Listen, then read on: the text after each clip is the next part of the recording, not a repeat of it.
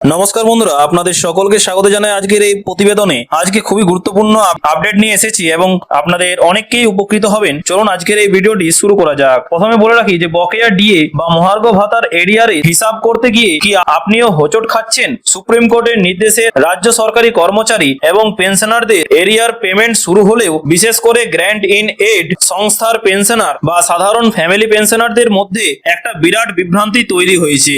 আমার বেসিক তো এত, তাহলে ডিএ এরিয়ার পরিমাণটা খাতায় কলমে মিলছে না কেন?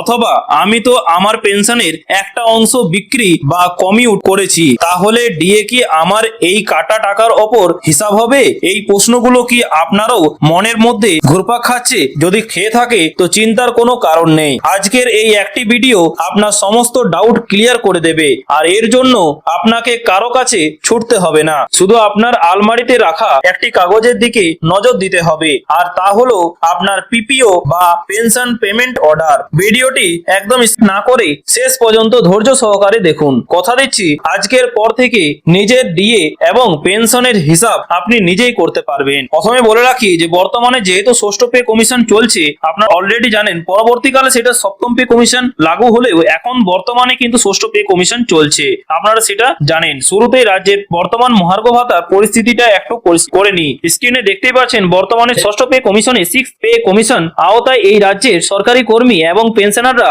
18% হারে ডিএ পাচ্ছেন। আপনারা সকলেই জানেন যে শেষ রাজ্য বাজেটে মে মাস থেকে আরো 4% মহার্ঘ ভাতা দেওয়ার কথা ঘোষণা করা হয়েছে, যা কার্যকর হলে এই ডিএ দাঁড়াবে 22%। কিন্তু বাস্তবে সরকারিভাবে এই সংক্রান্ত কোনো সুস্পষ্ট নোটিফিকেশন বা বিজ্ঞপ্তি এখনো জারি হয়নি। তাই আমাদের যে কোনো এরিয়ার বা পেনশনের হিসাবের ক্ষেত্রে আপাতত এই 18%কেই বেস ধরে এগোতে হবে।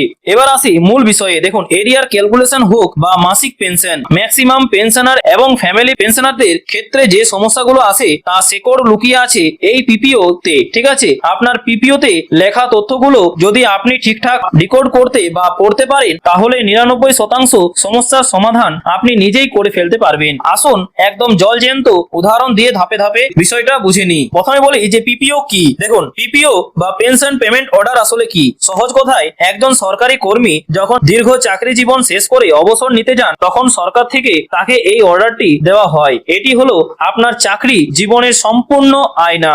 এখানে আপনার নাম, জন্ম তারিখ থেকে শুরু করে চাকরিতে প্রথম যোগদানের তারিখ এবং অবসর তারিখ সবকিছু নিখুঁতভাবে এন্ট্রি করা থাকে। বিষয়টা একটু বাস্তব উদাহরণ দিয়ে বোঝানো যাক। দেখুন, ধরুন কোনো এক ব্যক্তি 1 মে 1995 সালে নিজের চাকরি জীবনে প্রথম পা রেখেছিলেন। দীর্ঘ চাকরি জীবন শেষে তিনি 31 জুলাই 2017 তারিখে অবসর নিলেন। তাহলে তার মোট সার্ভিস লাইফ বা চাকরির মেয়াদ হলো 22 বছর 3 মাস। এই যে 22 বছর 3 মাসের সার্ভিস পিরিয়ড, এর ওপর ভিত্তি করেই কিন্তু তার পেনশনের সমস্ত অঙ্ক কষা হবে। এই বেসিক ডিটেলস গুলো আপনারা পিপিওর প্রথম পাতাতেই পেয়ে যাবেন। এবার আসি আর্থিক দিকটায়। দেখুন, যেটা সবচেয়ে বেশি গুরুত্বপূর্ণ সেটা হচ্ছে পিপিওতে আপনারা একটি টার্ম পাবেন, লাস্ট বেসিক পে বা শেষ মূল বেতন। ওই যে ব্যক্তি 31 জুলাই 2017 তে রিটায়ার্ড করলেন, ওই জুলাই মাসে তার যে বেসিক পে ছিল সেটাই হলো তার লাস্ট বেসিক পে। উদাহরণস্বরূপ আমরা ধরে নিচ্ছি যে তার লাস্ট বেসিক পে ছিল 42,000 টাকা, তাহলে তার বেসিক পেনশন বা মূল পেনশন কত হবে?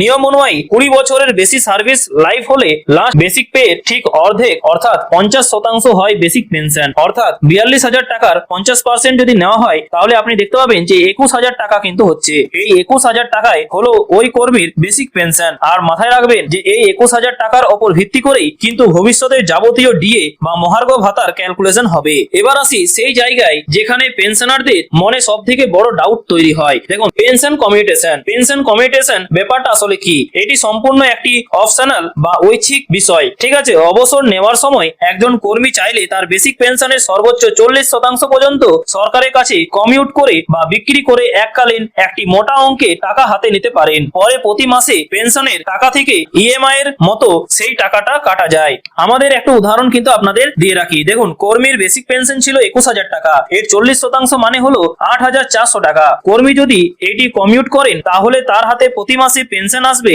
21,000 মাইনাস 8,400 টাকা মাইনাস করলে কিন্তু আপনি দেখতে পাবেন যে 12,600 টাকা। আর সবচেয়ে বড় ভুলটা মানুষ ঠিক এখানেই করে ফেলেন, যে অনেকেই আমাকে প্রশ্ন করেন বা ভাবেন যে আমরা তো এখন বেসিক 12,600 টাকা হয়ে গেছে, তাহলে ডিএ বা মহার্ঘ ভাতার ক্যালকুলেশন কি ওই 12,600 টাকার অপর হবে? উত্তর হলো একদম না, ঠিক আছে?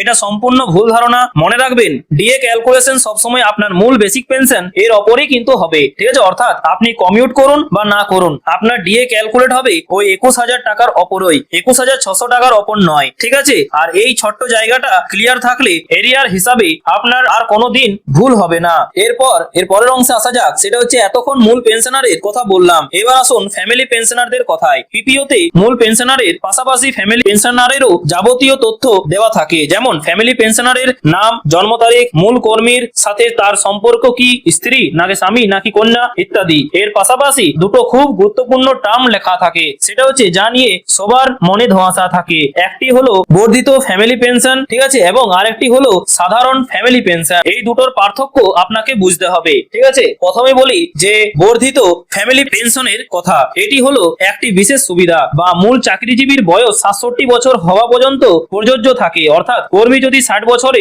রিটায়ার করেন, তাহলে তার অবসরের পর থেকে আগামী 7 বছর পর্যন্ত 67 বছর বয়স পর্যন্ত এই রেটটি পাওয়া যাবে, ঠিক আছে? এই সময়কালের মধ্যে মূল চাকরিজীবী জীবিত থাকুন বা না থাকুন, ফ্যামিলি পেনশনার ওই মূল বেসিক পেনশনটি পাবেন। অর্থাৎ আমাদের উদাহরণ অনুযায়ী ওই 21,000 টাকায় কিন্তু ফ্যামিলি পেনশন হিসেবে পাওয়া যাবে। এই 7 বছর পর্যন্ত পেনশনের কোনো টাকার অঙ্ক কমবে না। কিন্তু প্রশ্ন হলো যে 67 বছর পার হয়ে যাওয়ার পর কি হবে? তাহলে বলে রাখি, তখন চালু হবে সাধারণ ফ্যামিলি পেনশন, ঠিক আছে? এটি একজন ফ্যামিলি পেনশনার তার সারা জীবন মানে লাইফ টাইম পাবেন, ঠিক আছে? কিন্তু এর পরিমাণ কত?